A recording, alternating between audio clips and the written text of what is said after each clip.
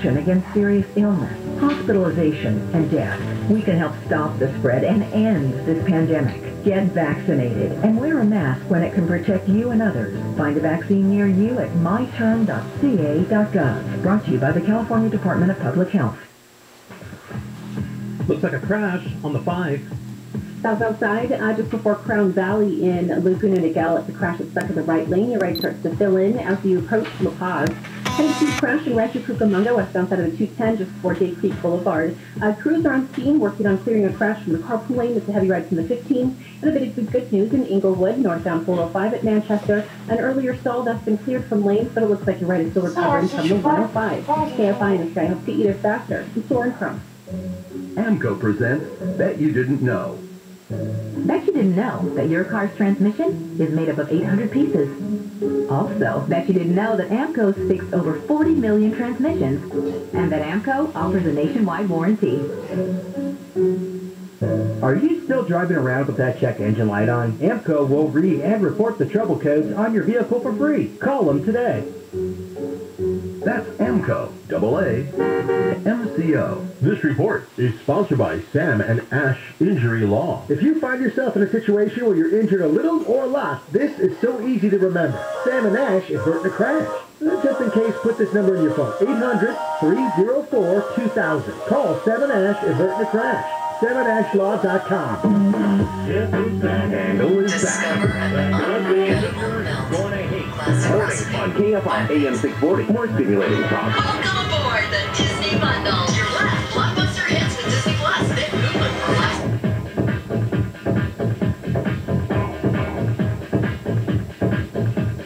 Let's take a phone call here on the Rick Edelman Show. Heading off to Englewood, New Jersey, saying hi to Aliza. Hi, Aliza. How are you? Hi, Rick. How can I help? I have a lot of money in some online savings accounts, and I wanted to switch them to something that would grow more and get more interest. I heard a lot about low-cost index funds, and I didn't know exactly what they are or where you find them. Got it. So I'm really glad you're looking toward your future. Give me an idea, how much money do you have in the bank? About $125,000. Awesome. And do you have any particular plans for using any of that money? I don't know, buying a car, buying a house, going on a little cruise? Probably maybe the next 5 years to buy a house or a bigger apartment. And do you have any idea what the price point is going to be for that? Maybe $450,000. Okay. If you do that, you're going to need a 20% down payment. That will be about $100,000. So that would be the bulk of the money that you have right now. But it's 5 years out. Do you think that it might be any sooner than that? Could it be as recently as 2 or 3 years? It could be, but I also I would sell my current apartment. Oh. So I would have money coming in for that. Oh, okay, wonderful. So you own now. What's the value of your current apartment? About $300,000. And what's the mortgage balance? I don't have a mortgage. Oh, you own it free and clear. Well, then, yeah, you're in great shape. You don't have to use any of this money for a down payment going forward. That's wonderful. Tell me about your monthly spending. How much money do you spend on a monthly basis? I spend about $2,000 a month, so about half of my salary. And do you have any credit card debt, student loan debt? No, I have no debt. Okay, you're in really terrific shape. May I ask your age? 31. Are you married? No. Kids? No.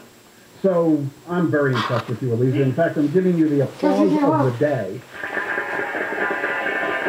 Because at age 31, a $300,000 home, fully paid for, $125,000 in savings, you're spending half of your income on expenses. You're doing everything right. I'm really, really proud of you, and this is really exciting. And there are a whole bunch of people who are going to call me looking for your phone number. So let me just say this. As a safety net, we like the idea of you maintaining 6 months to 24 months worth of spending in a bank account, so that if you lose your job or you suffer a medical issue, you fall down the stairs and you're out of work for a while, you've got plenty of money on hand to pay your bills. If your bills are $2,000 a month, that means you should have somewhere between $12,000 and as much as $40,000 or $50,000 sitting in the bank, so that it's readily available. No matter what happens, you've got money to get you through the crisis of the moment. Also, if there's a stock market crash, you don't have to liquidate while those prices are down. Because with your dumb luck, you'll not only need the money, but you'll need it at the very moment that there's a market crash. So having somewhere, I'd say $10, $20, $30,000, you decide, sitting in a bank account. That means of your 125 grand, we can confidently go ahead and invest maybe 100 grand of it. Does that sound reasonable? Yes. So the question goes back to where you started. Where do you put the 100 grand? If you're going to leave this money invested for a long time, and is that what you're saying, 5 years, 10 years, even longer? Yes, most likely. Then we can take a lot of risk. You're only 31 years old, and if you're not going to use this money for 10 or 20 or 30 years, we can take a lot of risk with the asset, meaning we can put it into an investment that is volatile. And the stock market is volatile because it also produces the highest potential rate of return, or at least historically it always has. When we look at every different asset class, stocks, bonds, real estate, gold, oil and gas, natural resources, you name it, artwork and baseball cards, what have you, the stock market has had over a very long period the highest returns. Now, we can't promise that'll be the case in the future, but it's a reasonable assumption to work on. So when you're going to go into investments in the stock market, you have basically two choices. You can either pick individual stocks, but of course, how do you do that? You know, how do you know which company is the right company to buy? Or you can put your money into a mutual fund or an ETF that buys the stocks for you. And there are two basic kinds of these funds. One is called an index fund, like you asked about. An index fund simply buys a representative array of stocks that exist in the country. For example, I imagine you've heard of the S&P 500 stock index? Yes. Well, an S&P 500 index fund simply owns those 500 stocks. So it's an index fund that reflects the S&P 500 index. So this way you're buying the 500 stocks of that index in the same way the index itself is constructed. So you don't have to worry about it. You don't have to figure out which stock should I buy. The fund will do it for you and you'll own those 500 stocks. Now the S&P is an index of 500 of the biggest companies in America. But there are also middle-sized companies and there are also smaller companies. So you might want to use other funds that buy those indexes. There's, for example, the Russell 2000 index, which buys smaller companies. So this way, you can buy a bunch of index funds that give you a representation of the broad financial markets.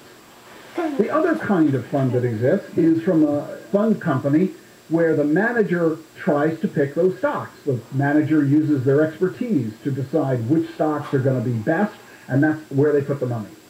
History shows between index funds and actively managed funds, the index funds typically cost less and they incur lower taxes. And that's why a lot of financial advisors, including us, prefer to recommend index funds or passively managed funds rather than actively managed funds. So it's your choice. You could do one or the other. You could do a combination of the two. What I'd recommend is that you increase your level of knowledge. I'd recommend you read my book, The Truth About Money, which was written exactly for people like you who are new to the world of investing, to give you an understanding of how investments work, the different kind of investments that are available, and to show you the risks as well as the potential that exists with all of them. In fact, when we finish this call, I'm going to put you on hold and my staff will get your address and we will mail you a copy of the book. Oh, wow. Thank you. So I think you're in really terrific shape. There's only one other area I want to delve into with you, Aliza. Mm-hmm. Do you have a retirement plan where you work? Yes, I'm going to get a pension, and I also put money into the 403B every month. Perfect. I'm really glad that you're doing that. Are you also, do you have an IRA account? No, I just have a 403B, and then I have some monies in stocks as well, and that's it. So you can open an IRA account in addition to your 403B and in addition to your pension. This will allow the money to grow without having to pay taxes on an annual basis. So you can open a regular account where it looks like your bank account where you get, a 1099 every year on the interest you earn. You can get a regular brokerage account, get your mutual funds and ETFs. You can also open an IRA account for some of the money too. A good financial advisor can help you with this, and so can any brokerage firm, an online account. It's pretty simple, pretty easy. Start by reading my book. It'll give you a lot of the knowledge you need to get started. Okay, thank you very much for your help. Lisa, thank you so much for calling. That was Eliza in Inglewood, New Jersey, here on The Rick Edelman Show. You can do what she did. Give me a call, 888-PLAN-RICK. You're listening to The Rick Edelman Show. One of the challenges we have is improving our battery technology. So in the field of exponential technologies, I want to tell you about a new iron-air battery that can deliver power for up to 100 hours. It costs only 10% of what a lithium-ion battery costs. The downside? It's the size of a washing machine. What you do is you fill this thing with iron pellets and a water-based electrolyte similar to AA batteries. The battery breathes in oxygen from the air, converts the pellets to iron oxide, that's rust, which produces electricity in the process. The lithium-ion batteries, they cost $50 to $80 per kilowatt hour. This thing only costs $20. Even though it's the size of a washing machine, that's not much different from the air conditioner outside of your house. This might be a really good way to improve the ability for us to get clean energy delivered to homes across the country. You're listening to The Truth About Money. 888-RICK. That's 888-752-6742. Or visit us online at ricedelman.com. I'm Andrew Caravella, live from the KFI 24-hour newsroom. A woman and her young son have died in a fall at San Diego's Petco Park. A 40-year-old San Diego woman and her 2-year-old son died yesterday when they fell from Petco Park's 3rd floor onto the sidewalk below. It happened around 3:51 p.m., just before the Padres-Braves game started. Both were pronounced dead at the scene. San Diego police are calling the death suspicious, and their homicide unit is investigating out of what they say is an abundance of caution. The woman and her boy were at a dining concession area on the concourse level prior to the fall. A witness told CBS 8 News that the woman jumped. The TV station also said the woman's husband was being questioned. Mark Ronner, KFI News. The Republican-sponsored audit of the 2020 election in Arizona's most populous county shows President Biden beat former President Trump. It's the same as official results and recounts showed last year. Arizona Secretary of State Katie Hobbs says the results come as no surprise. This whole thing has just been a sham. We knew that, and nobody should take it seriously. The company conducting the hand recount of more than 2 million ballots in Maricopa County actually say Trump lost by a wider margin than the county's official election results. Teachers in Broward County, Florida have been going door to door this weekend looking for students who are still unenrolled weeks into the new school year. Superintendent Vicki Cartwright spoke to teachers and school officials yesterday ahead of the county-wide outreach. It's very important for our students to be in school, receiving the education that they need in order to set them up for their future success. The Broward School District is Florida's second largest and has about 10,000 fewer students enrolled in public schools this year than last year, despite a population increase.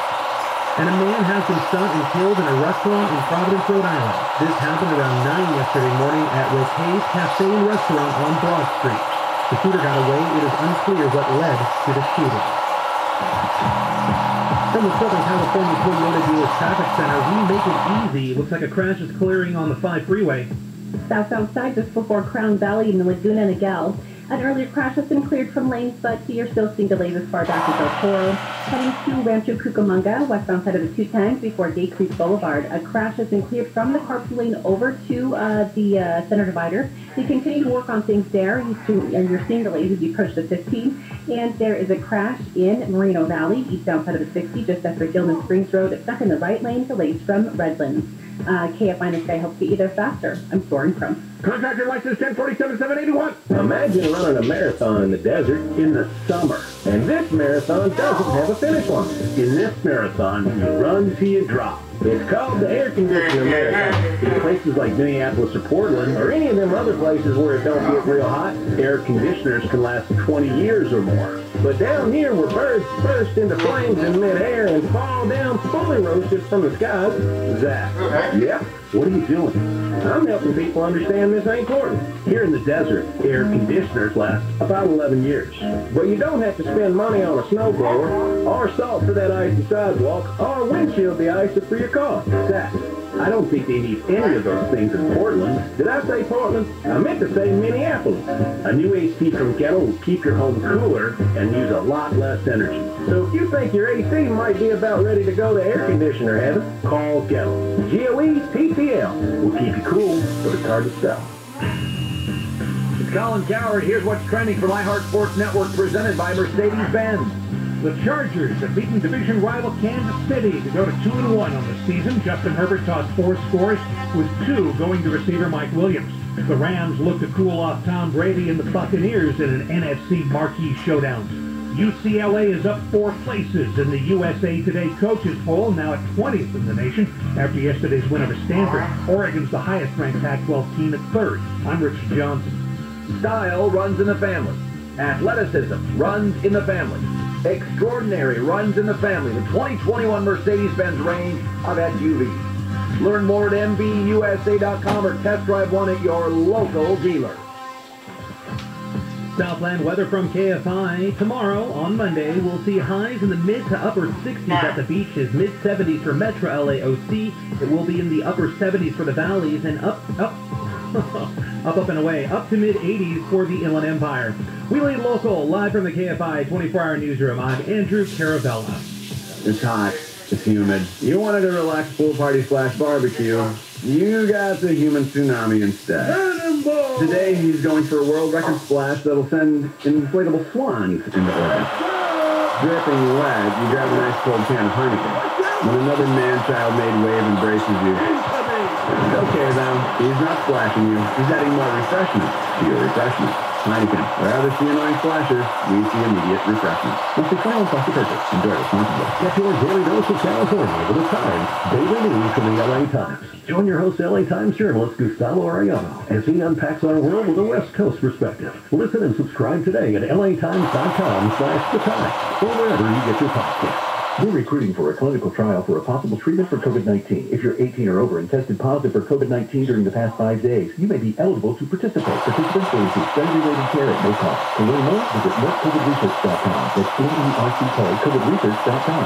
Before I started Rooter Hero Plumbing, I was an angry young man. Hello, I'm John McClaren. I was angry because my dad died when I was 17 and he left me alone. I was angry because I couldn't go to college with my friends. And because I had to drop out of high school. It's not a pleasant story. But as I grew older, I also grew up. I realized that my dad didn't leave me alone. He left me with values and principles that continue to shape my life. Dad said be on time. He didn't like it when people were late. He taught me to be polite. It was something I lost, but recaptured along the way. And he taught me to keep my promises, because broken promises lead to broken relationships. We teach and keep these values at Rooter Hero Plumbing. I think we have a pretty good company. I know we have great people. And if one of our heroes fails to live up to these values, please call me. My private number is on the back of every Rooter Hero business card. You can also reach us at rooterhero.com. Thank you. CL 102-8886.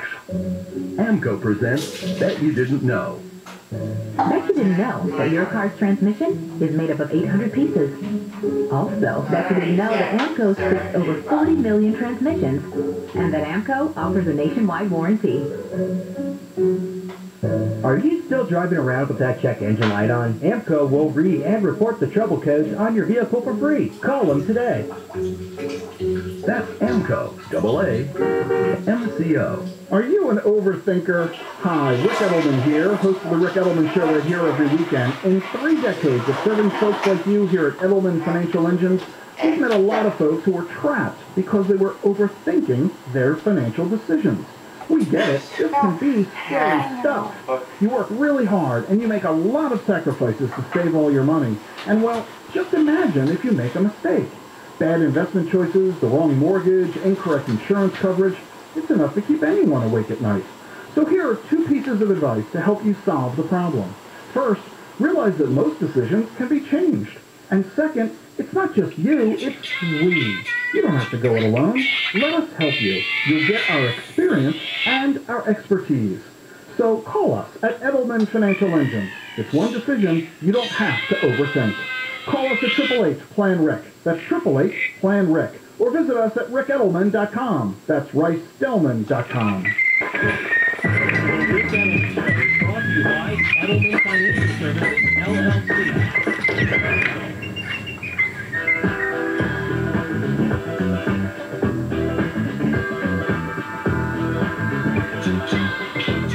Let's go to Ann Arbor, Michigan, here on the Rick Edelman Show. John was called in from there. How you doing, John? Good. How you doing, Rick? Doing well, thanks so much. What can I do for you? Yes, we currently have a stock fund that's valued between $400,000 and $500,000, and we were looking possibly to use some of those funds to pay off our mortgage, which is just over $100,000, and we were wondering what the tax liability would be in doing something like that. You mentioned $400,000 or $500,000 in a stock portfolio. How many stocks? There's about 4. One of them holds most of the value.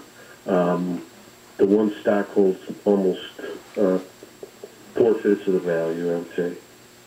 80% of your money is in a single stock? Just for a stock one, but just on that fund, it's expanded. That's not my only. That's not our only assets by far. Right? 401k and savings. What's the value of the total asset? For our total assets, probably $2 million. So this one stock is about 40% of your assets. 2021. Yep. I bought it when it was $5 a share, and I invested $1,000, and it's worth that amount of money right now. Well, good for you. But let's recognize that while you owned a very small amount of it in the early days, a very small portion of your overall portfolio, because of the success of this stock, it is now a dominant part of your portfolio. Yep. And that's no longer appropriate. Professional money managers on Wall Street, folks who manage billions and billions of dollars, will generally not put more than 3% of assets into a single stock. 3%. You've got 40% in a single stock. And that's just extraordinarily risky. And the only motivation you could have for this is greed. The belief that it's going to continue to do as well in the future as it did in the past. And that's scary. In other words, if it went in the other direction, either technological obsolescence, competition, regulation, changing consumer demand, anything could go wrong, any black swan event with this company, any company, and if you were to substantially lose value in that stock, would that have an adverse impact on your net worth and therefore your financial security, your ability to achieve your own goals? You know, is the upside reward worth the downside risk? In other words, when you get to a certain net worth, and congratulations on how well you have done, John, you get to a point where houses are so big, cars are so fast, and hamburgers are so thick. You know, after a point, making more money, accumulating more wealth isn't adding to your lifestyle. All you're doing is keeping score. But if something goes wrong and your assets fall by half due to a market crash or what have you, well, now you could be sacrificing that house and that car and the ability to buy that burger. So I would ask you to put that into context. This has nothing to do with the question you asked. I'll get to that, but I just couldn't resist mentioning that when you told me how much money you have in a single stock. It just scares me whenever I see over-concentration. Sorry. I get really scared. So think about that as one issue. In order to fix it, you've got to sell the stock and buy other assets. You've got to diversify. And as soon as you sell the stock, you're going to incur capital gains tax. I'm assuming you own the stock in a taxable account, not an IRA? That's correct. So you'll incur capital gains tax, which is 20% federal. You'll incur state tax as well, and depending on your income, you might have the Obama tax on top of that, the Medicare tax on top. So you could be at a virtually 24% federal tax plus state tax. But refusing to sell the stock merely to avoid the tax is short-term thinking. Don't let the tax tail wag the money dog. Don't let taxes dictate your strategy. So keep all that in mind. Now let's go to the question you asked. Should you use the stock to pay off the house? What's the interest rate on the mortgage? 4. And is that a fixed rate loan? Yes. How many years are there left on the mortgage? 17. 17 years left. So let me ask you this question. In your portfolio worth a total of $2 million between the stocks you have and the 401k, et cetera, et cetera. What average annual return would you expect to earn over the next 17 years per year? More than 4 or less than 4? Well, probably more than 4. Well, if you think your portfolio is going to earn more than 4, why would you want to sell assets to pay off a mortgage that costs you less than 4? In other words, let's say your portfolio earns 6. You're earning 6. The mortgage costs you 4. That's 2% a year and free money. What's the motivation for paying off the mortgage? 4, sorry, 3. 59 years old, and I'd like to get out of the rest of the mortgage. Yeah, there's a job that 4, sorry. So what? Your argument is another argument for keeping a mortgage, because if you lose your job, your attitude is, oh, if I lose my job, I lose my income, and I can't afford the mortgage payment. That's what you're thinking, right? No, I'm thinking of not paying the interest. I have no debt other than the mortgage, so...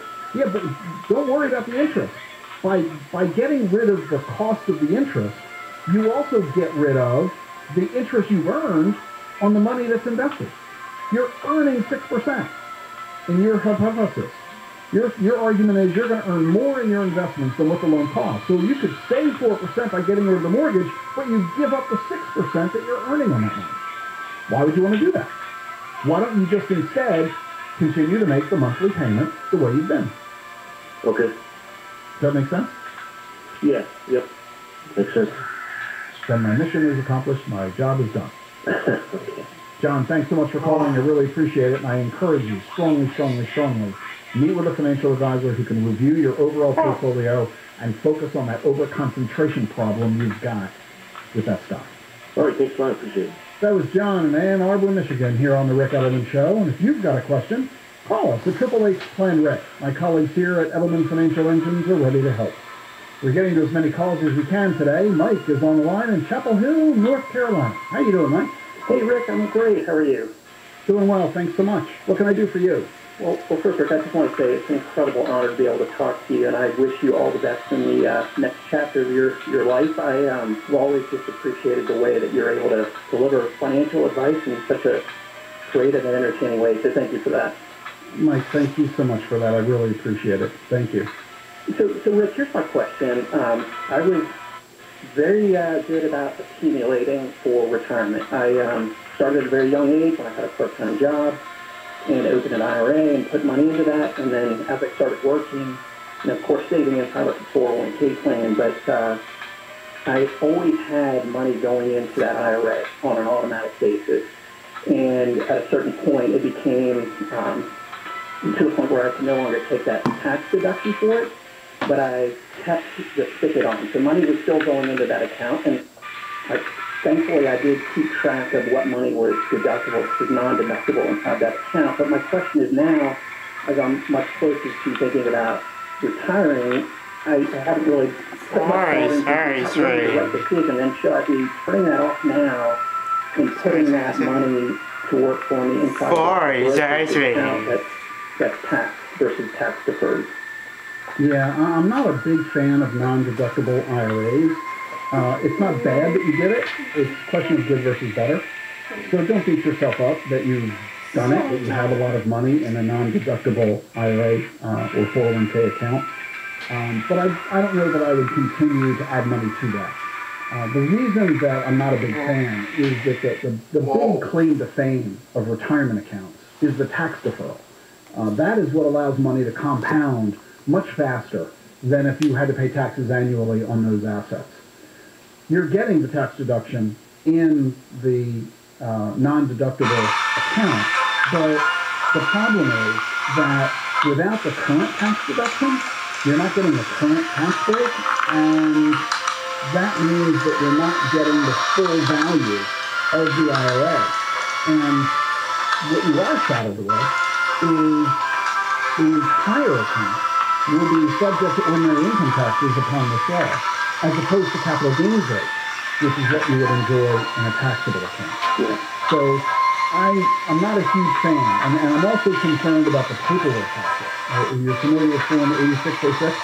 Yes, I have been keeping up with that, yes.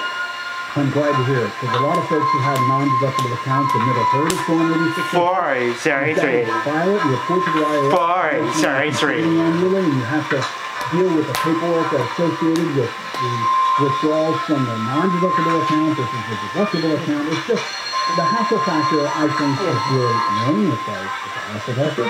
And you're not getting the current benefit on your tax return, and you're paying a higher tax rate in the end when you withdraw the money that you're not getting compensated for by the absence of the current tax break. So I'm not a huge fan of it. But having said all that, you're nitpicking. Whether you invest the money in a taxable account or a non-deductible IRA account, you're still investing the money, you're still going to create wealth, and so it's the greater of the goods or the lesser of the evils. It's not that significant in the scheme of things. So you've got money there, fine, leave it there.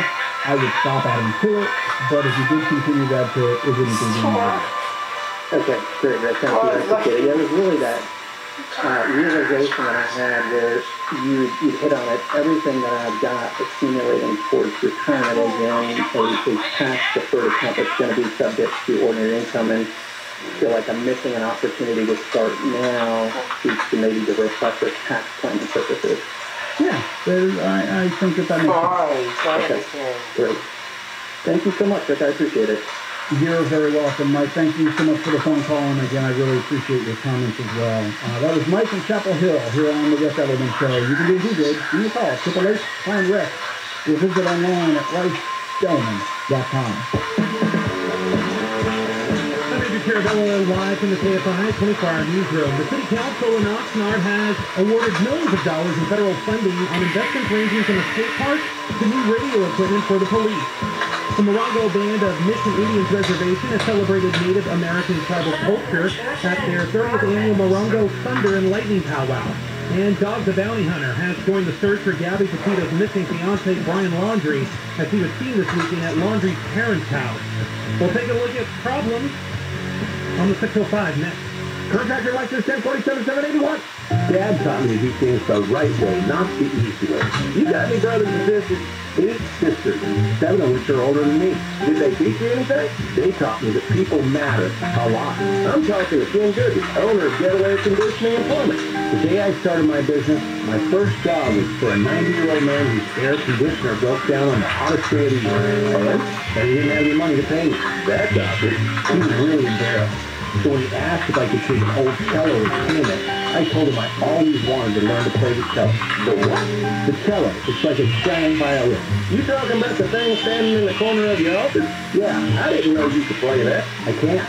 Then why'd you take it? I took it because he would probably have died if I had to fix his air conditioner. I took it because people matter. I like working here, Ken. I like working here too, Matt. Get him. GOE-TPL. We'll keep you cool, but it's hard to sell. Some troubles on the 605. In fact, outside, just before the 5 in Santa Fe Springs, there's a crash there that is blocking the carpool and left lane. He's reporting that they're going to be there for at least 36 hours trying to clear the roadway. Watch the heavy rain from Washington. Now there is another incident in Echo Park, south on Highway 101 at Glendale Boulevard, or just before Glendale Boulevard. QC has just finished running a traffic to clear a stalled motorcycle from lane, and you're right at the recovery from Santa Monica Boulevard. And in South LA, southbound side of 110 at Florence, there's a stall blocking the left lane. KFI on the side helps you either faster and pouring from. This report is sponsored by Ensure Max Protein. Try great tasting Ensure Max Protein with 30 grams of protein, 1 gram of sugar, and nutrients to support immune health. Those who tried Ensure Max Protein reported feeling more energy in just 2 weeks. For more information, including consumer survey details, please visit Ensure.com. Our 2021 iHeartRadio Music Festival, ultimate once-in-a-lifetime music event, is coming to the CW. The biggest stars from all genres of music share one stage. Very Steve Strick, Coldplay, Jerry Club, Joe Cole, Journey, Police, with those smelly damn hunt, Weezer, special guest, Lord Dorian, Walker Hayes, performance that you've never seen before and will never see again. The 2021 Music Festival. Watch next Saturday and Sunday at 8 p.m. on KPLA 5 6CW. On KFI AM 640. 24-hour news. More stimulating talk.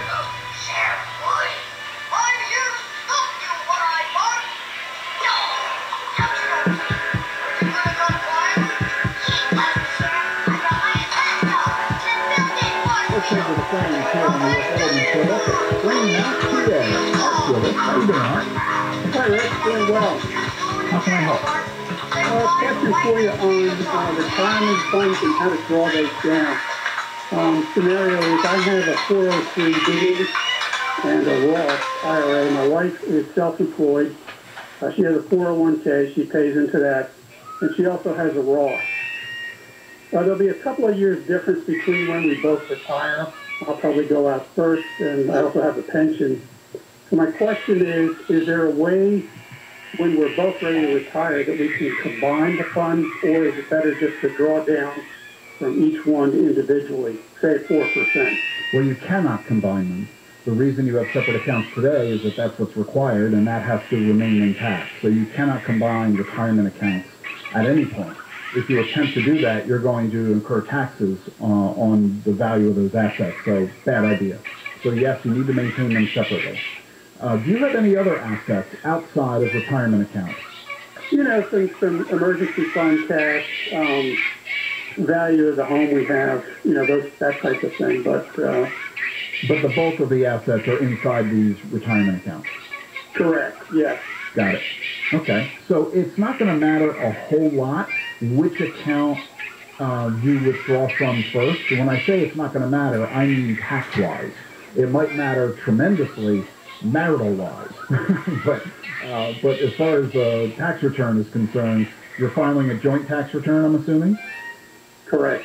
Yeah, it's not going to matter a lot. In fact, it's not going to matter at all which account you withdraw from in that regard. There could be an impact regarding Social Security. Are you both eligible for that?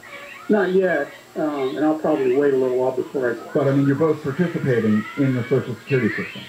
Yes, yes. So there is potentially an impact on the Social Security benefits that you receive, depending on the age you begin to receive those benefits.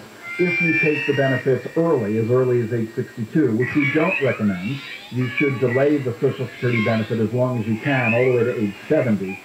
But if you do take the benefits early, then it could have an impact on the amount of money you get, and it could also have an impact should you die, if you're the one who starts taking the money, it could have an impact on your wife's survivor benefit based on how much money you're getting the age that you began to start. So it can get a little complicated in terms of Social Security, related impact on Medicare costs, and so on. I would suggest you meet with a financial advisor and tax advisor who can look at the specific numbers that you're dealing with, how much money you have in each of these different accounts, to determine what is the ideal combination, which account from which one of you should be withdrawn first, over what period of time, and let's make sure we're paying attention to Social Security and Medicare while we're doing all those number crunching. But the bottom line is, I think you'll discover it's not going to matter a heck of a lot, but there could be some tweaks here or there. You can make something a little bit better.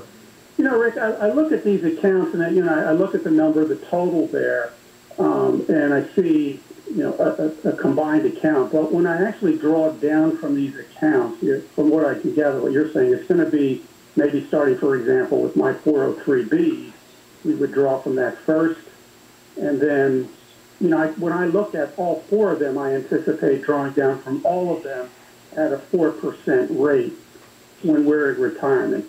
Are you saying that's not a good idea? No, that's not what I'm saying at all. So let me make it a little more clear for you. Number one, you can consolidate your accounts. If you have a 403B and a 401k and an IRA, you can combine all of them into a single account to make life easy. Your wife can combine her accounts together to make life easy, but you don't want to commingle deductible with Roth if you want to keep them separate. So you would end up with two. You would end up with a deductible account and you would end up with a Roth account, and your wife would do the same. Once you've done that, you want to determine whether you want to withdraw from the deductible account first or the Roth first. And generally speaking, leave the Roth alone, because the longer that grows, the bigger it'll get theoretically, and those ultimate distributions are tax-free. The pension, similarly, the Social Security, you want to do calculations as to how soon should you begin withdrawing from it, In some cases, your employer mandates the age at which you begin to receive your pension. You don't have any options. In other cases, you can choose to defer the receipt of the money until you choose. So we want to look at those circumstances as well. Separate from all of that, once we figure out all of those options of mechanically which account to withdraw from in what order, the second question is where you have flexibility in terms of how much to withdraw. Now we want to determine what that number ought to be. You suggested 4%. 4% is a perfectly fine percentage on an overall basis to withdraw annually, but keep something in mind. That percentage is designed to preserve the principal, meaning you'll die with roughly the same amount of money in the account as you have today. Is that what you want to do? Do you want to preserve the current value of those accounts for heirs? No, I have an adult daughter, but she's fine, so there's no need for us. Yeah, we could, I hear what you're saying there. In other words, you don't mind spending down the money over time. No. Then you can withdraw more than 4%. You can maybe withdraw 5, 6, 7, 8% a year. And live that much better.